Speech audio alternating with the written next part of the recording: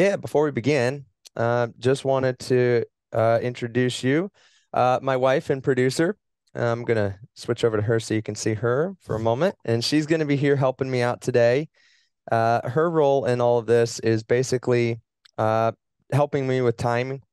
We do try to make things fit into like our show format and everything. Here we go. There we go. Hey, That is my hey, wife, Raven. hey, how's it going? Good to meet you It's going. virtually. Yeah. Yeah, you will not be able to hear her during the thing. I have her on right now, just so you can say hi, and that way she can say you and say hello and all that good stuff. I've watched a couple of your prior interviews. Um, so one of them was kind of older, Yeah, and one yeah. of them was fairly not crazy recent. I think it was like 2018. You were on doing something like I think it was called Reverb or Reverb Nation. It was out of Nashville. Yeah, Uh, yeah, yeah. but anyway, I saw that one. And so my goal with you is just to kind of keep you comfortable, and we'll see how the conversation goes. I've got questions, but if something comes up and you just want to talk about something else and you got something on your mind, hey, feel free to share. I have to make sure I have to kind of box myself in because I'm using a Chroma, as you can tell. Yeah, yeah. Um, Not that my backdrop studio doesn't look half bad. No, Actually, I it's can. cool. I dig it. Yeah. Yeah, so that's the studio. It's kind of hard to see, but you got the Chroma. But if I took it away, basically you'd see all of my gear and all that. And Oh, very cool. Okay. I yeah, thought y'all were in separate rooms for a second. That's very, we very cool. We could actually. She has her own office actually upstairs. So we did this out of our home and real estate, man, it's expensive. I'm Yeah. not even kidding. I'm being genuine when I tell you this. That song blew me away, dude. I I, I get about gosh, how many would you say, Raven? Like 50 or 60 a month. Yeah, roughly like song requests Oh, from different wow. management and all that. I mean, we also are affiliates with CDX. Okay. Yeah. So we get all of their music and all their promotions. It just happens to be that a lot of it comes out of Texas. Go figure. Yeah, well, I mean, there's like the freedom to create thing too. Is like as soon like I lived in Nashville for 10 years. I mean, we'll probably talk. We'll get into all Yeah, this yeah, stuff. We'll yeah, save yeah. it for the Don't show. spill all But the juicy stuff yeah, just yeah, yet. absolutely. Yeah, yeah, yeah, yeah. Yeah. So I admit I didn't know a ton about you over the past week until I heard your song Tickin'. So I had to do quite a bit. So forgive me if I do ask some basic questions. But again, I'm in Iowa, and so I'm sure a lot of the folks up here do not know about you. Although Yeah. my station isn't necessarily local like an FM station would be, we're very much global. We share an even audience actually between the U.S. and Mexico, if you believe that. So it Very kind of makes cool. sense because That's Texas it. being right Yeah, on the border and all that. yeah, So yeah. That's yeah, about where I am too, between the U.S. and Mexico. Yeah. between between these, it's been a day, man. It's been a day. Yeah, yeah, yeah, yeah. All right. Well, if you're ready, I'll go ahead and get started. I'm going to treat it as if I'm coming in from a break. The idea is that we're going to do this in two segments. At the end, we do ask kind of a random question. Obviously, my first name's Odie. That's all you're ever going to refer to me as if you call my name. Just so you know, my DJ name on air, I go by Odie Coyote. It was I actually a high love school it. name given to me. All right, 10 seconds. Mix Catcher 106 and Honky Tonk Saturdays. It's Odie Coyote, everybody. How you doing? It is Saturday, October 29th. I hope you guys are having a great Halloween weekend. Well, we got certainly a treat for you tonight. No tricks here today. We have a special interview guest. We're going to be getting him in just a few seconds. But I want to remind you guys, if you got anything you want to hear tonight for Honky Tonk Saturdays, make sure you're getting on to mixcountry106.com or our Facebook and Twitter channels at mixcountry106. Without further ado, I cannot wait for you guys to meet this guy, fresh out of Texas, a true, genuine Texas artist. Ladies and gentlemen, give it up for Mr. Jeremy Parsons. Jeremy, what's up? How you doing, buddy? I'm doing fantastic, man. How are you doing? Thanks for having me on. Oh man, you better believe it. I have been looking forward to this interview for several weeks now. Thank you guys so much for sending us your song, your brand new song, Tickin'. Uh, a little disclosure, we've already been airing this song for 2 weeks. It has been in our rotation, regularly playing. So we are so excited. And correct me if I'm wrong, but it just dropped this weekend, right? It did, absolutely. And I appreciate you for doing that and putting it out there prior. I'm very excited about this one. I've never made, and honest, I don't think I've my buddy Dustin Martin, who produced it, uh, we both been digging and looking for something that sounds even remotely similar to it. And I don't think I've ever heard anything like it. And I honestly never thought that I'd be a part of the creation process of something that sounds, I don't know, it feels like kind of bold to say, but it feels like fairly groundbreaking for the genre. I don't know if I'm supposed to say stuff like that, but like I said, I'm very excited about it. No, um yeah, absolutely. I definitely found it groundbreaking. And the reason I was so attracted, because we get sent a lot of music from artists, and which is really cool. But it's so hard to kind of pick because we can't air everything, right? We just there's not enough time in a day. And some artists, it doesn't quite fit the format. Sometimes we have like a little bit of a review, like any station or any platform would. You kind of had to kind of pick, well, what do we think the listeners are going to really like? And when I heard the song Tickin', it absolutely just it blew me away because it sounds so different. And I'm going to ask you a couple of the questions later on down in the interview process here. Interview process. Are we applying for a job? No. Ooh. But seriously, it just blew me away. I think but backing up just a little bit. Now I know that you've spent time in both Texas and Nashville. Now, currently, are you, because I couldn't quite get a good grip on this, are you currently still mostly touring and making music in Texas right now, or are you still in Nashville? I am entirely touring and making music in Texas right now. It's what's funny is friends that I have that still live in Nashville seem to think that I'm gonna move back. I was like, I put in 10 years there. And I do say that kind of like it's a jail sentence because it's interesting. I watched the town change drastically, but like I was from Texas. I went to Nashville because most people who do the Texas circuit ended up in Nashville anyway. So I just jumped over that 10-year gap of doing the Texas circuit, went straight to Nashville because my thought process was, well, I can always come home. And that's exactly what I did at the November of 2019. I came home because I felt like I needed to be back. All my family's down here. My dad's getting older. I wasn't happy with Nashville anymore, and not to openly talk trash about the town. It just specifically wasn't working um, for who I had become and who I have become as an artist. I wanted to like get out on the road more and play more shows. In Texas, you have that capability. Like you can do that from outside of Nashville. Like you're usually going to like places like Iowa or like, Illinois or Nebraska or Kentucky or nearby. North Carolina is fun too, but Texas, you can just go by based out of San Antonio. I can travel all over the state like this entire Yeah. month. I'm just bouncing around.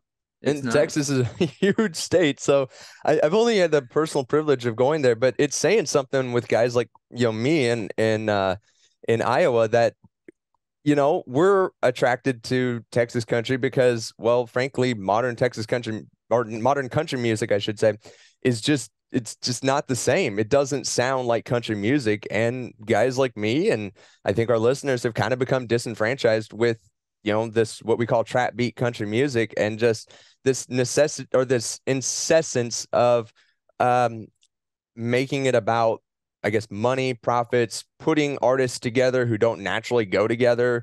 And I'm not saying anything bad about like pop or like hard rock or hip hop, things like that. It's just genres are genres for a reason because there's a history and a culture behind those genres. And it's important that we kind of just recognize that. And um it's kind of, I think, kind of a shame that money, I think, is probably obviously the biggest driver for why these artists have kind of shifted and done these sort of unnatural collaborations. I mean, do you kind of feel that way? And I'm going to lead that question with, do you feel that way about country music in the current state of like what we would call mainstream country? And then I'll also add into that, is that kind of maybe what led you to go back from Nashville to Texas? And then if you can, sorry to add like ands and ands onto this, but try and talk about your roots a little bit. Like where did this country music of your style come from?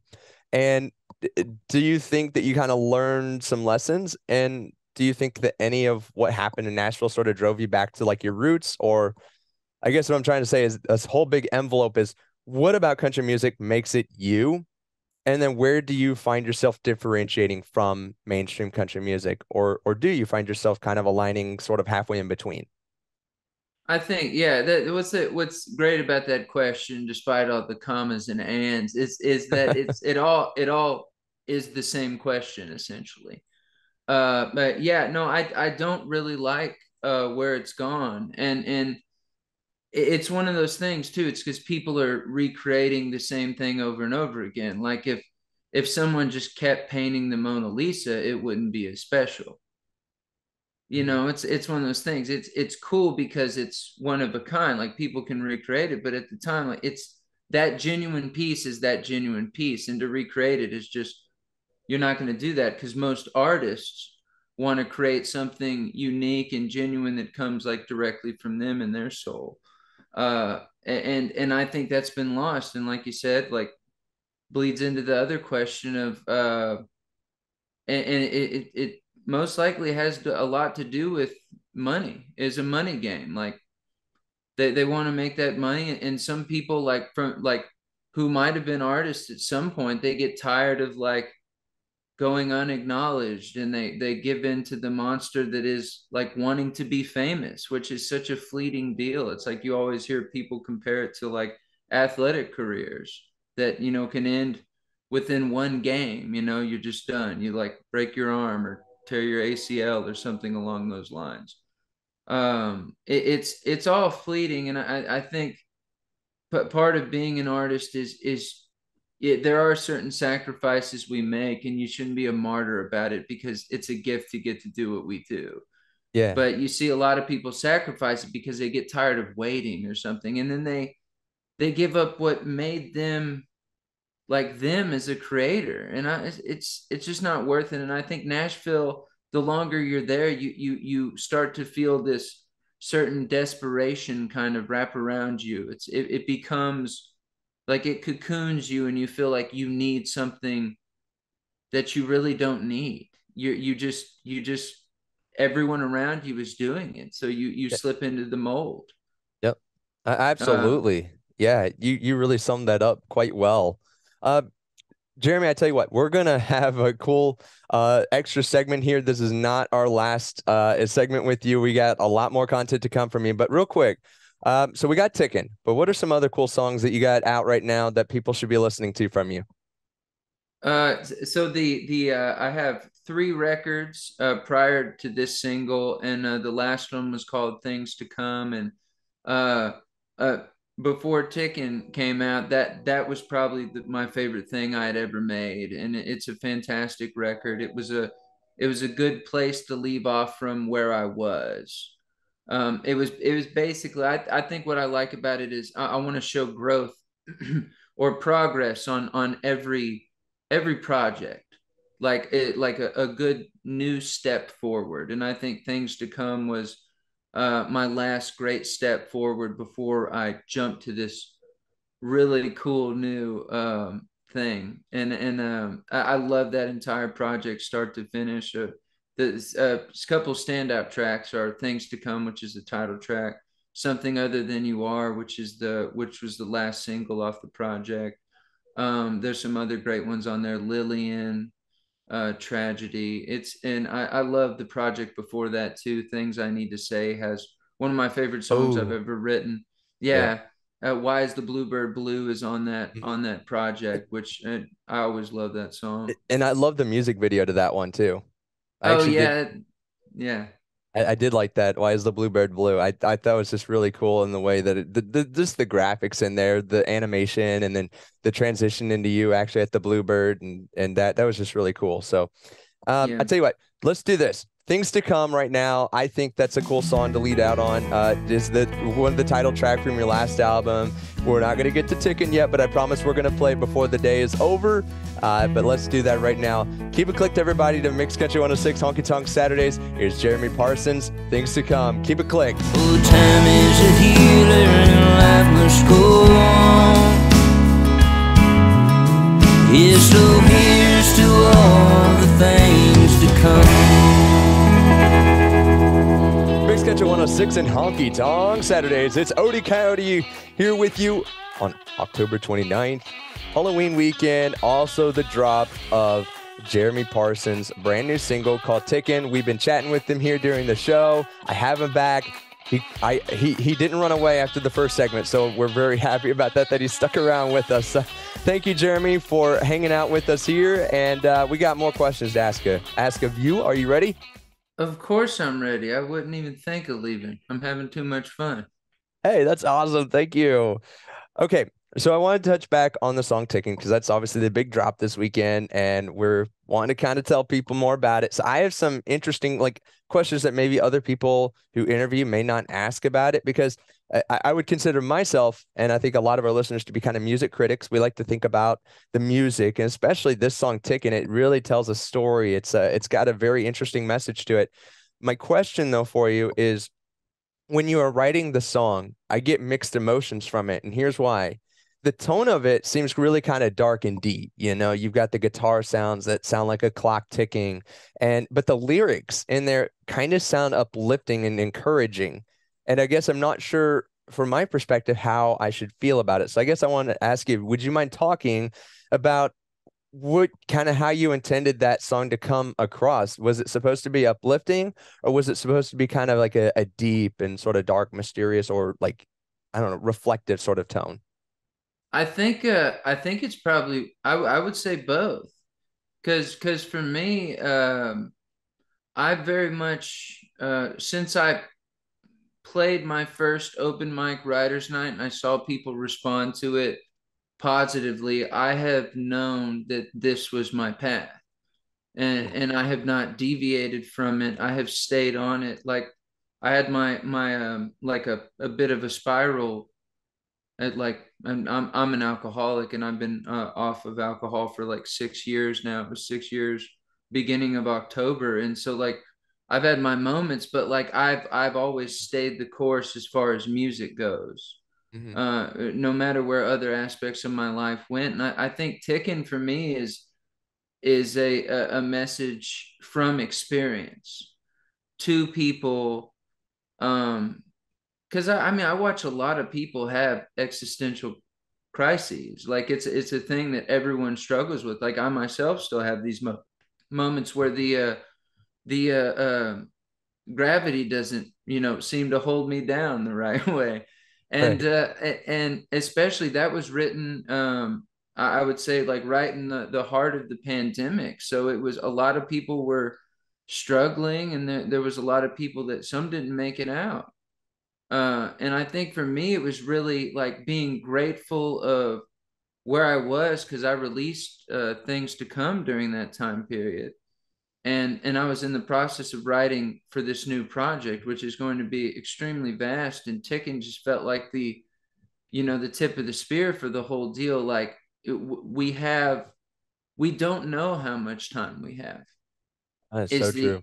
is the fact of the matter, and the clock is ticking. So with that knowledge, what do you do with it?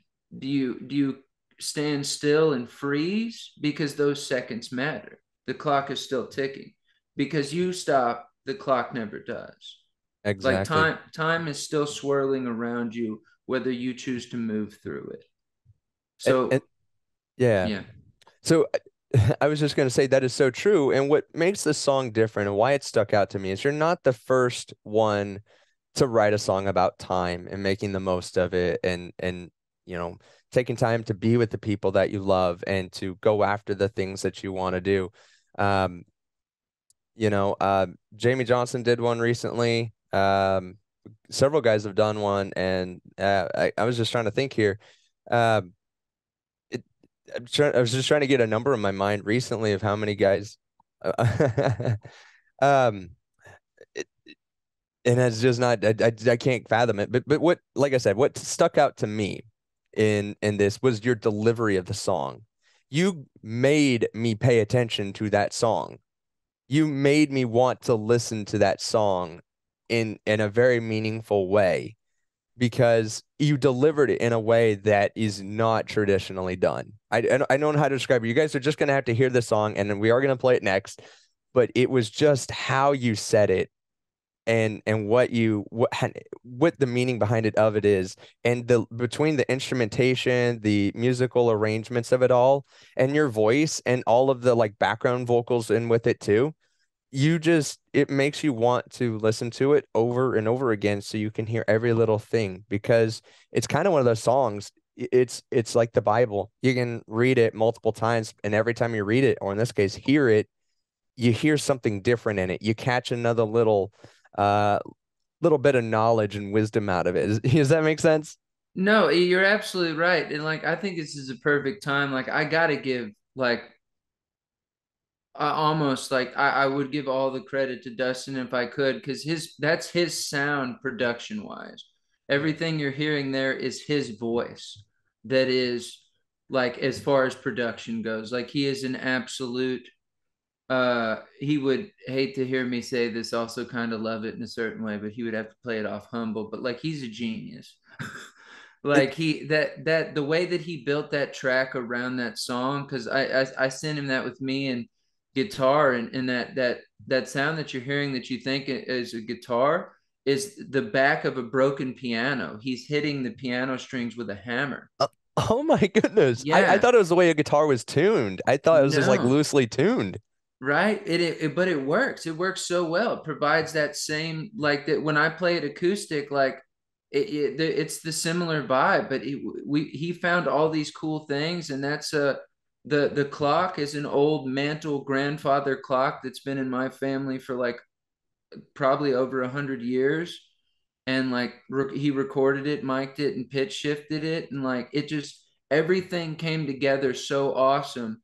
And some of the harmonies are me, and he like manipulated and like there's semitones of my own voice with another buddy of ours out of Nashville, Doug, who did Doug Stokes did a harmony that's layered on top of it. It's fantastic. It's almost set up like a pop production would be.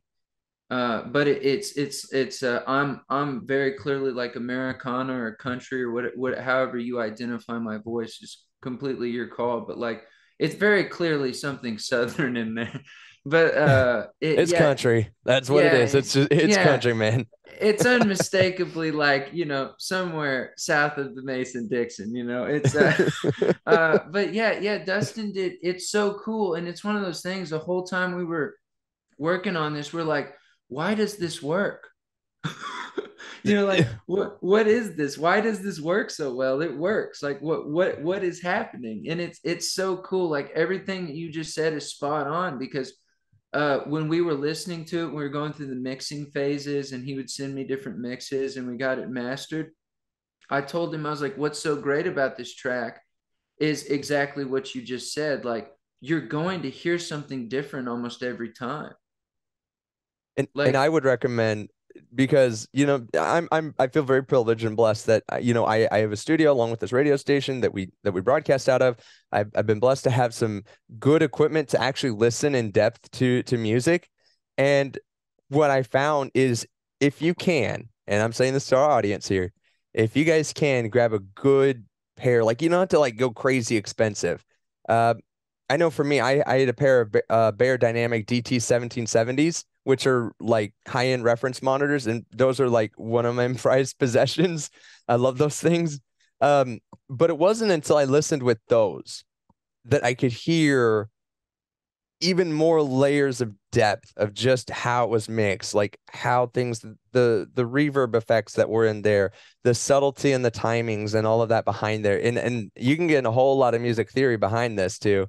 But for a country song, it's probably one of the more complex songs without, I guess, being overproduced. Does that make sense? yeah, no, I think that's extremely well put. And I got to tell you, like, if you're excited about this one, like, I got to say this to you and everyone listening, like strap in. Because it's like that. I would say that this isn't even, I don't know if I should say this, but like Dustin and I have talked about this multiple times, but this isn't even like the coolest track. Wow. Yeah. You're blowing my mind away, and you're about to just make it explode on this next one. I'm excited. We're rooting for you, honestly, Jeremy. Yeah, We are. Okay, so I do have a couple questions here, and obviously our times are a little bit limited, but let's try and do this. So, like, what do you think has actually surprised you um, the most? You know, over especially the last couple of years, making music, and do you feel like your career is in a good spot now? Um, and then if you kind of would still have some things you want to work on, what are kind of your priorities and goals then to as you kind of advance your career? uh, I think the priorities and goals for me, it's like I don't ever like I feel proud that I've been able to do this as an independent artist like my entire career. And stayed focused on it as a full-time job. Like that's fairly difficult. Like even amidst the whole like gas price craziness, like stuff comes up, you figure out how to navigate it. I think for me it's about the just staying after it. I don't know if I've ever really put the higher expectations on it. I've always leave the door open because you don't want to shut it on opportunities that find you because they're finding you for a reason. Like maybe like people need you in your music to be more out there in front for what you're saying as a message, or like maybe it's just like the timing, and it's your sometimes it's just your time, so you embrace it. When that knocks, you open the door to it, you welcome it, and you enjoy the ride. Don't put any like crazy pressures on it, and I think that just made it, it always makes it fun for me. Yeah. It's like that mentality of like my dad always used to say, that his dad said this too, and that's where I got it from. It's the you do what you love, you never work a day in your life. That is so true. And That is, like and it still feels like work sometimes. There's still stuff you have to do that is work. Like mhm. obviously like there's taxes, and like you got to get to gigs on time, make sure you have gas, make sure all your gear works, make sure got new strings, new batteries, make sure like you're on time to set up. It's still a job. You have to take it seriously. But there's not like this dread of like, oh man, I'm driving to play another gig. Yeah, It's like exactly.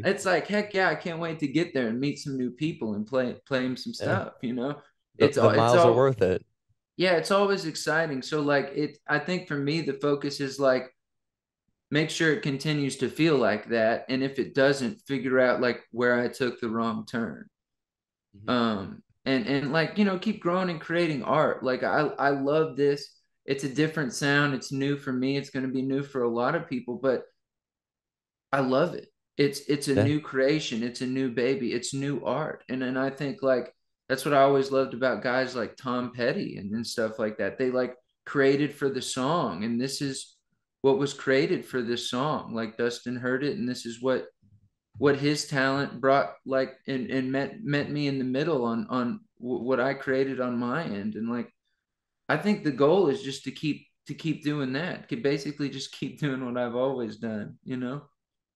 Yeah, for sure. And I think that what you're doing is just fantastic. And I got to be careful when I say this as a station, um, because obviously we try to stay neutral. We love a lot of artists and we play a lot of different artists, but we're I could say we're definitely rooting for you. I would love to see you in the top 20. I would like to see your name on the charts going higher because you know what that tells me? It tells me that people are listening, people are streaming your music, they're downloading it, they're buying it.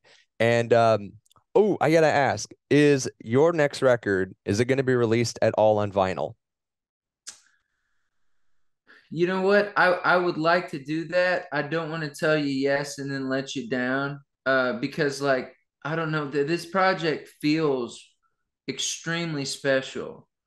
Yeah. So I'm not gonna say yes and I'm not gonna say no. I'm gonna say I'm like just balance it on a maybe, because like Dustin and I both talked about that, and it just feels like we would love to have this on vinyl because it's so unique, and it feels like a just the timing of it, and like your excitement about it like makes us lean more that direction of like this feels like something powerful, and like something that we would want to have like on a collector's piece like that. So let me help my audience kind of explain this because I don't think many people know this, why vinyl is so regarded, I guess, for audio guys like maybe you and I and that, people who really care about audio. Here's the thing, when you download an MP3 or you stream it on Spotify, that audio file has to be compressed, meaning kind of bits and pieces all smushed together to make it as small and easy to digest on a mobile data. Like, your internet plan, may not always be the fastest, right? So when you distribute it like that, you have to compress it, and then your player has to decompress it and then put all those bits back into place. With vinyl, it is a one-to-one relationship. If you put your ear right up next to the needle when you're playing it, you can hear the song. Why? Because the sound waves essentially, and I'm not trying to get overly technical, they're engraved right there on that piece of vinyl, right there. And if you have Hmm. a good record player, and they're not even that expensive, less than $200 gets you a pretty decent sounding record player, you're going to hear every little nook and crack. Now, as that record gets older, you're going to get those little cracks and pops and things. But a lot of guys like me, we like that. It's just more depth to it, you know. Oh yeah.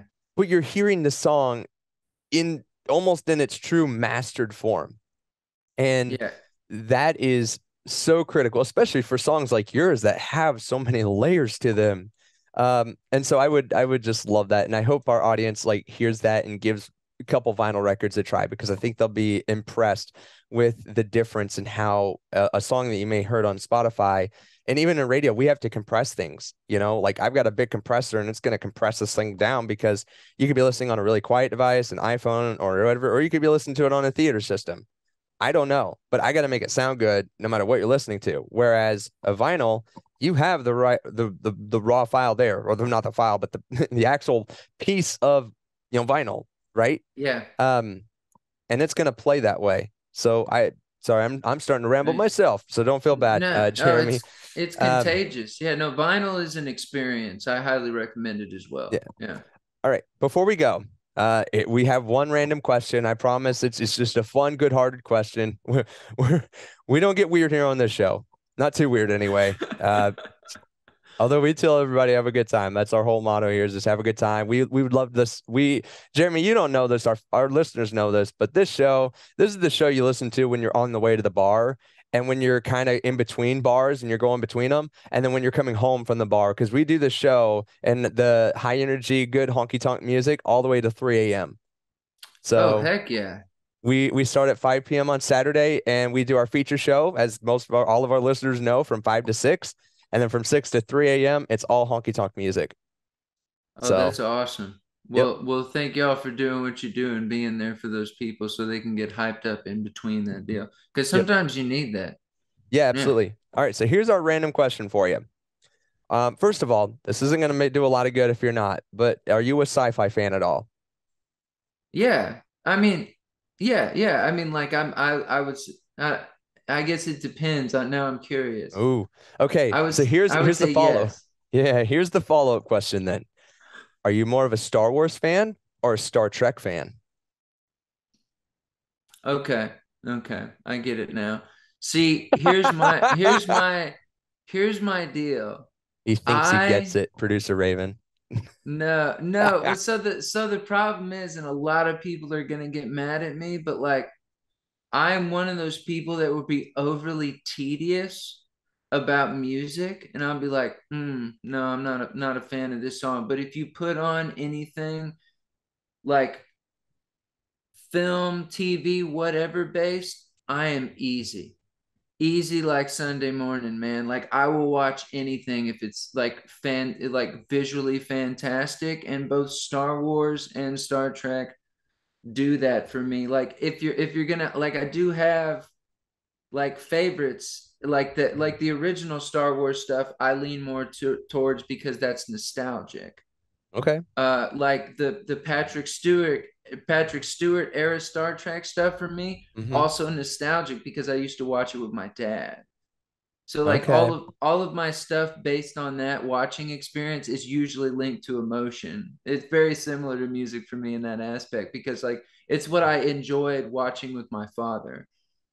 All But right. like Well, a a lot of the newer stuff is visually fantastic because they can do almost anything with special effects these days. So it's Yeah. like, Okay. So I was kind of hoping you would lean one way or another, but now I'm going to have to give you double questions. So okay, we're that's gonna fine. the whole point behind this was to see which one you lean towards most, and since you kind of didn't, you left the door open for both, and you seem to show some knowledge in both areas. Here's some trivia for you. Let's see how good he does, producer Raven. Oh All right. no. So here's a Star Wars question for you. Come on, you gotta do this. All right. How many members are there in the Jedi Council? Oh my God, I have no clue.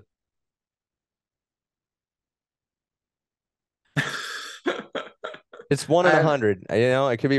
I'll give you hints. It's between 1 and 100. between 1 and 100. I don't think like the council is like that's like it's like a high council situation, correct? Mm-hmm. I No. don't think it's I don't think it's that many. Uh And you can't use Google. I see your eyes drifting over to the right. no, yeah, no, I mean there's nothing over there but a wall. I'm just gonna have to pick a random number and like be okay with feeling just ignorant to the subject. That's okay. It's all in good fun. Uh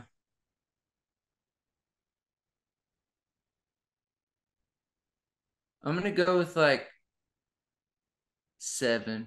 I don't know. Oh, What is it? producer Raven, she's like, that's what I would have first thought too. It was 11. Dang, okay. I thought about going for 10. Okay. I knew Uh, it was like somewhere under. I was like, it has to be under 20 because mm-hmm. I can see like the visual of everyone sitting around, but Yep, like, yep. yeah, My I'm first not thing a was like when they were considering Luke to be a Jedi oh, okay. or Anakin. I'm Yeah. so sorry. It was Anakin. See, Anakin, yeah. wow. The producer Raven's in my ear helping me. So see, I was right there with it. I was thinking Luke. I thought it was yeah, but it's Anakin. Sorry. It's easy to get it up. I mean, there's so many. Well, because so the issue is like if you're going trivia with Star Wars, we started in the future, then we went further Hmm. back, and it's like this very Scorsese time jumping thing going on that it's like that's I'm terrible at trivia, obviously, if you just didn't All right. figure that out right now. Lastly here, because we're gonna have to wrap this one up here.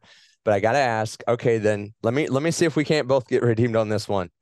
Okay. So for Star Trek, what is the ritual that every Vulcan has to experience to prove themselves removed of all emotion? And this is multiple choice. This will help you. And I'm gonna see if I can pronounce all this stuff here. Is it A, Colomar? Excuse me, Colinar. Thank you, producer Raven. Or B, Kazwan, or C, Kalanashi Maru. Kabayashi Maru. Sorry. The C. You think it's C? I do think it's C. I'm sorry. It's It's A. not. Oh, it's A. Kolinar. Oh, okay. What is C? I thought it was anime. I'm pretty sure that came from anime. Oh, is it? It was the only one Yeah. that I actually recognized. I don't know if you're an anime fan. My wife is. She loves that stuff. So Like I said, I will literally watch anything. well, that's Like you can cool. you can put something on in front of me and I will find something I like about it. But my buddy who was Oh, like into film and stuff, he would get mad at me because he was like, you don't yeah. you're so tedious about music, but you will literally watch anything TV. All right. So at this point, because producer Raven is in my ear so much, I got to bring her on air here for just a second here. Um, Okay. so producer Raven, please help us and enlighten Yeah. us. What were the meaning of the answers there behind my trivia questions? Okay. So just to be fair, originally when he asked me about it, I thought it was Kobayashi Maru too. But Okay. I just looked it up and it is a training exercise in that is used to test the character of Starfleet Academy cadets. Okay. That's why it's okay. So it's Star Trek. Yeah, okay. So it's the thing that Kirk like had to do. Yeah, I believe so. Does Okay. that sound Yeah, right? that's Odie, you are more of the Trekkie than I am. I'm I'm the trying. Star Wars. For me, there was always like this difference between like uh there was always this sort of difference for me between like the different generations. And I felt like they called things like a little bit different depending on which generation was like Deep Space Nine. Was it? I don't know. But anyway, it doesn't really matter. It was all for good fun. And you did great, Jeremy. We were all what. just terrible and we're all going to be laughed at by everybody. Like, you guys aren't even sci-fi fans. Why would you ask that question? No. Oh, it's Um, fine. I mean, you could laugh at whatever you want as yeah, long as you like the music. absolutely. So that's the biggest thing. Odie, don't forget to have him. All right. Next Country 106. So, I know I didn't coach you on this beforehand, but I was kind of wondering. Let's go ahead and do our outro here, and all you got to say at the very end here is Mixed Country 106. All right, Jeremy, you ready to do the outro here with me? Let's do it.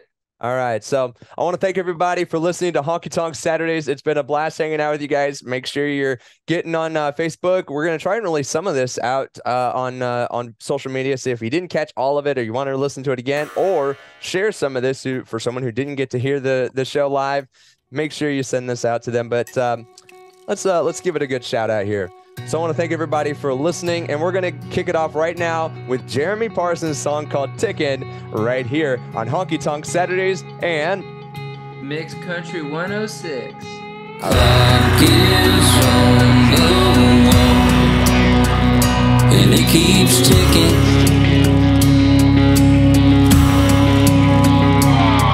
Yeah, time comes for us all. It keeps on ticking. we are out. Did I get Nice. the timing of the Mixed Country 106 right? Oh, you're going to take up the whole... Well, I might edit that a little bit. It would have been cool if it were a little faster, Okay. but that's okay. Oh, okay. Sorry. But yeah, as far as like our whole timing in this interview, I think I'm going to talk with producer Raven because it's going to be hard because you gave us so much good stuff. Trying to edit it down to, let's say, a 20-minute total piece. Because I think this last one was almost... It was almost a half hour. Yeah, this last segment literally was a half hour. Oh yeah, it's almost 8 o'clock. Yeah.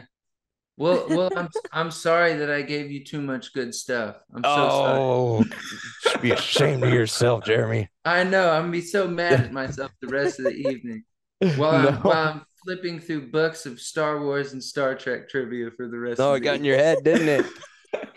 No, I actually don't. So like the beauty of everything is that it's all made up.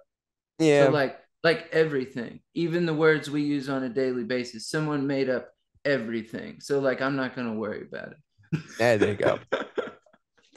Never thought about it that way, actually, but he's got a Right. point.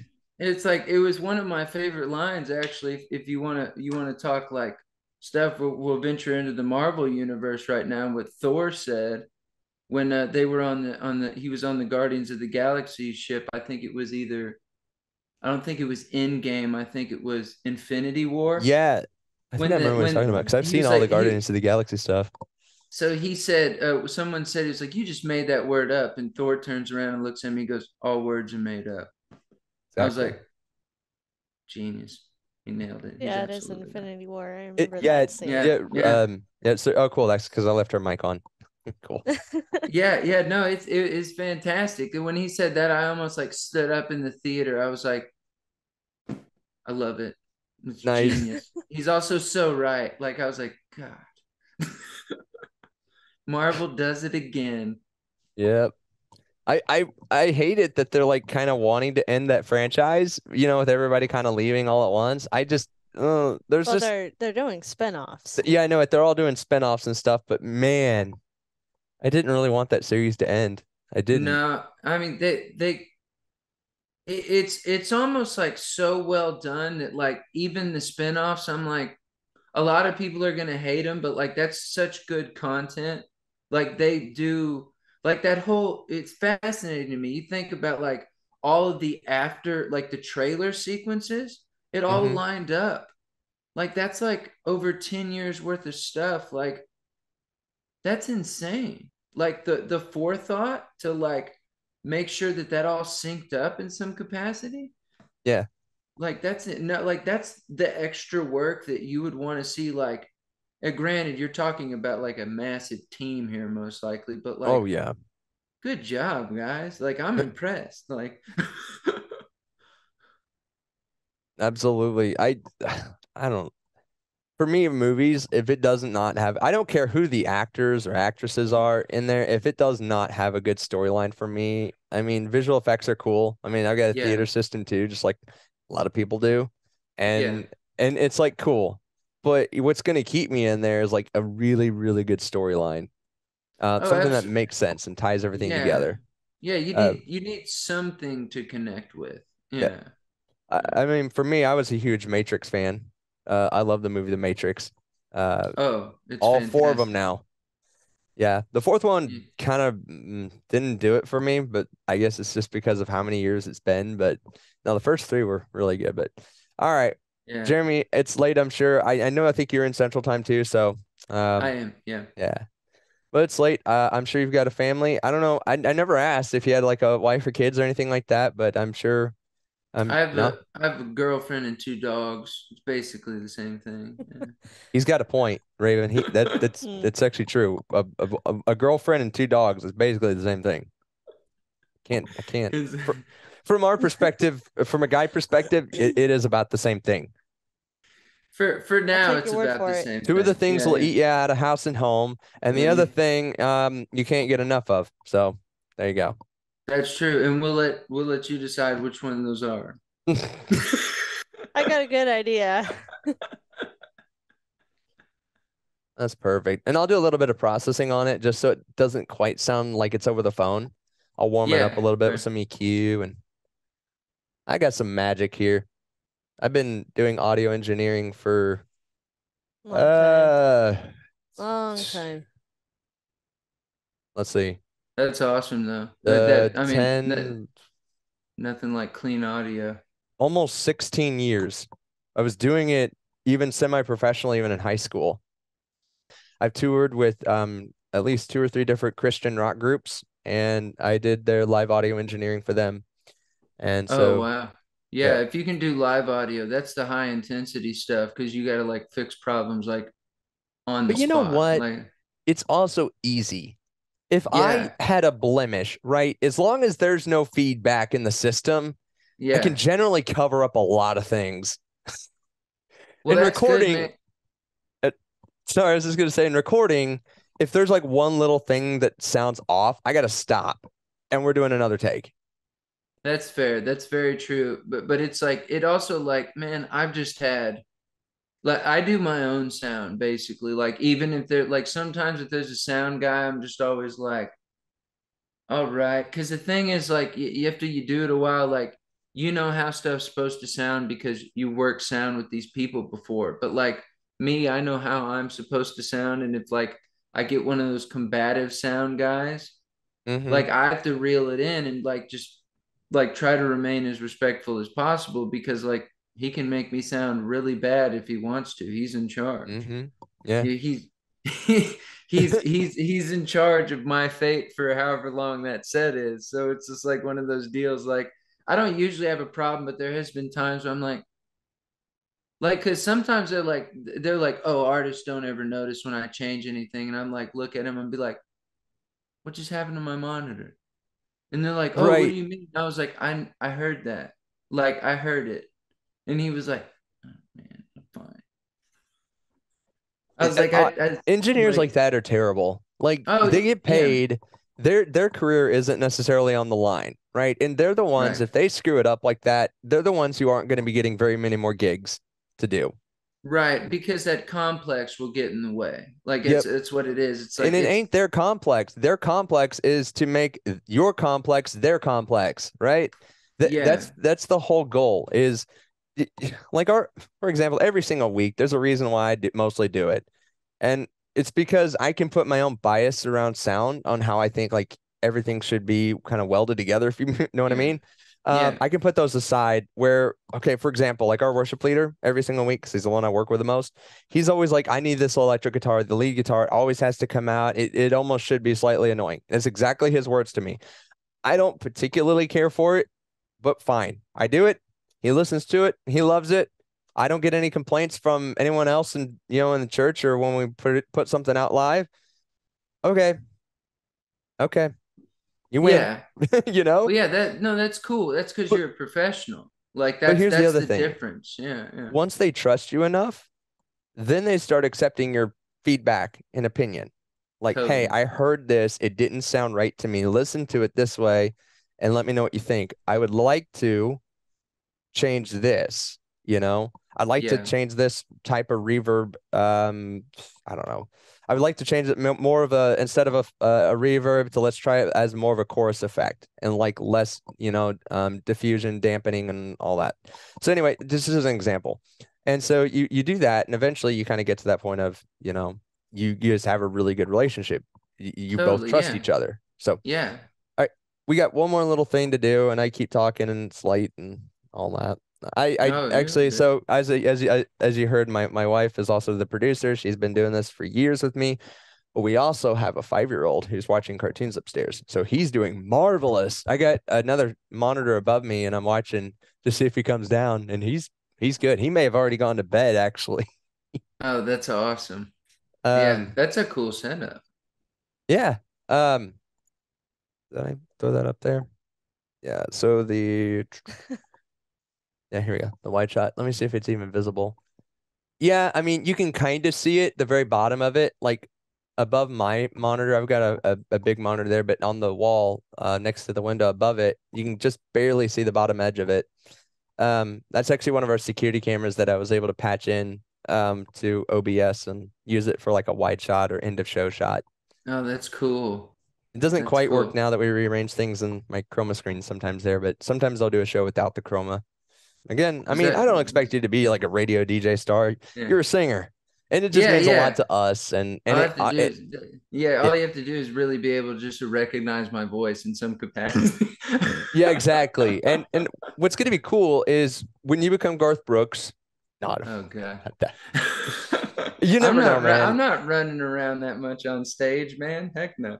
You don't get the Sennheiser boom mic doing the half Britney Spears thing, you know? I don't have crazy enough eyes. Like, did you always see his like Now my eyes move around because of a whole different thing. I got bad nystagmus. So if I look like I was rolling my eyes at you during the interview, I'm sorry. It's nothing intentional. no, like it's no, it's you no need to explain. Like his was different. Like I'm talking about those like wide open, Wide-eyed. like when he looks at the Yeah. crowd and you're just like okay. You know what? I like guys like George Strait and Alan Jackson. Why? They don't have to go around moving around stage and they fill up stadiums. Oh man, you did you ever hear what Garth said about George? That Okay, I'm pretty sure he's probably said a lot of things about George at some point or another, but I loves don't. him, all good stuff, of course. But someone asked him, "Is like, why did he, why did he feel the need to run around when George Strait just like stands there and like bangs the butt of his guitar essentially?" And he goes, Mhm. "Well, I'm not skinny and pretty like George is. So, like it's like I gotta do something." I was like, Garth was like he was like a rock star born into a country singer's body. Like that's why Chris Gaines had to come out at some point, the whole like And he had that whole complex with Chris Ledoux, and that's kind of how he got his yeah, start and all that. yeah, So yeah, yeah, yeah. Chris Ledoux was also had that same on stage energy. Yeah, yeah, he did. yeah. Um, Um, I almost wish, before his untimely death, Keith Whitley. I miss Keith Whitley. yeah, he was fantastic. He was just one of those guys that like there's always a 50-50 chance that you're going to confront and battle your demons. And Hmm.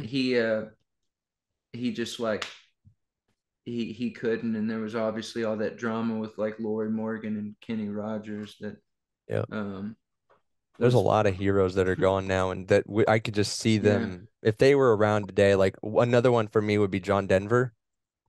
Oh But yeah. Yeah. just him, and he had this like wholesome sound, but yet he was real fun to be around. Just this real cool guy, and just Really good bridge this guitar gap player between folk too. and country.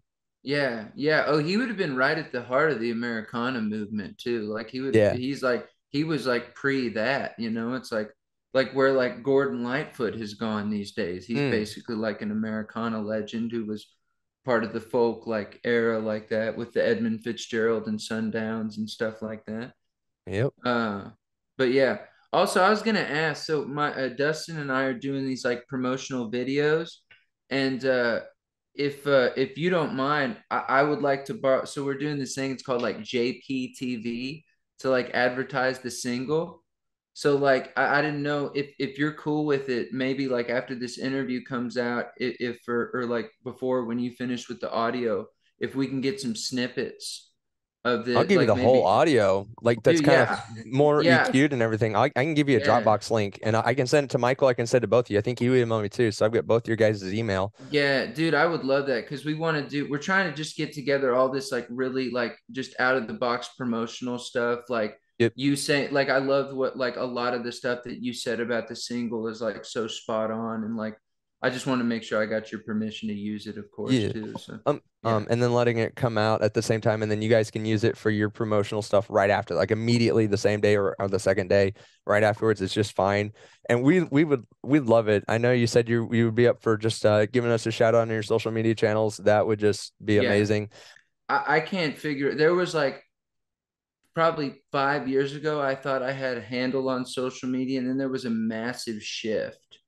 Mhm. Like I cannot there I cannot figure out a pattern unless you just post like 12 things a day and like maybe one of the 12 will like get some traction. But like that's exhausting, man. Creating content outside of like running everything else that is Yeah. your business and life.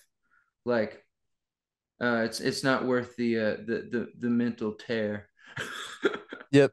I do radio. I need Yeah. listeners and all of that. And Yeah. social media would be good because I mean, I need sponsorships. I need advertisers too. This stuff ain't real, Yeah. and Yeah. we proudly pay our royalties too. Like we're not like an underground station, so we pay everything. So every time we get a spin, I know you only get like a penny or not even a penny of it, you know, probably from Every anything penny. really, but it I know it eh, adds up. Yeah. Every hay penny counts, you know? Exactly. So we pay our share.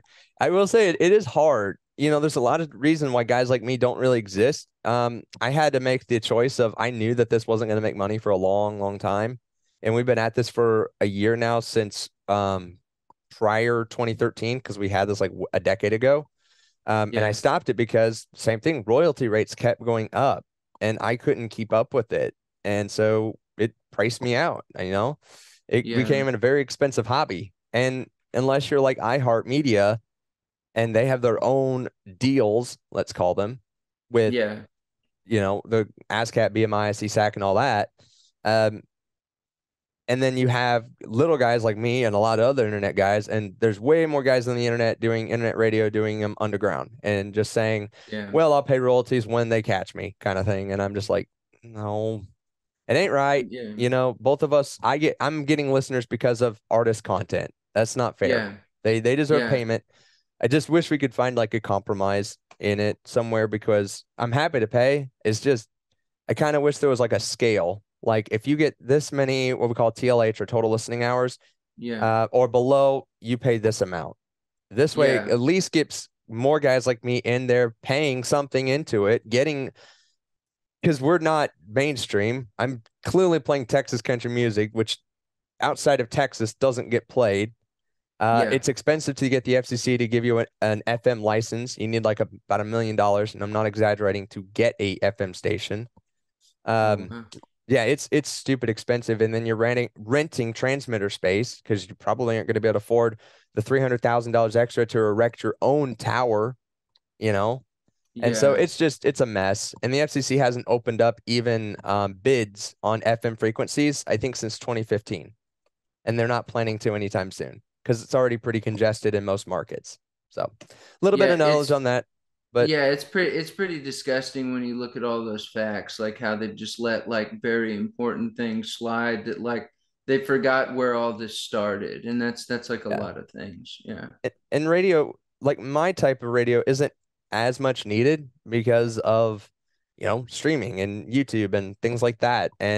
But I think there's still a place for it because I'm trying to fill a void where Spotify doesn't always want to show guys like you, no offense, and a lot of these not signed to major deal records, artists. It's hard. That algorithm doesn't favor independent artists at all for Oh yeah, you're YouTube right. and Yeah. all of that. And so I kind of feel like, well, if guys like me exist and if I can attract some listeners and I have this music and we can provide links and all of that to go get this music, then in a lot of ways, then it still functions like radio used to, where radio was the main source for discovery of music and introducing people to that. And radio also still serves a source of nostalgia for guys who are playing like really classic stuff and classic niche, which we do too a little bit. We'll play a lot of 90s and 80s and even older country. But our biggest like part of our hour is definitely Texas, and then like 20 to 25% of it is top 40 Texas country. So a lot of the TCMA stuff and all that. Yeah. So and then we've been doing this new thing called New Crop Country, which is where you're in, and we feature two songs of those about an hour. And we have 21 artists right now. I'll just share with you that we're rotating. Oh, And you very have cool. you and Jarrett. See, so I'm doing it again. You and Jarrett actually have two of those spots. So together you guys make four of those 21. Oh, very cool. And Heck yeah. here, I'll share.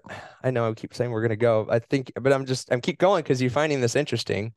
Um, here, I'm gonna duck off camera for just a second because I'm just gonna say so. Um,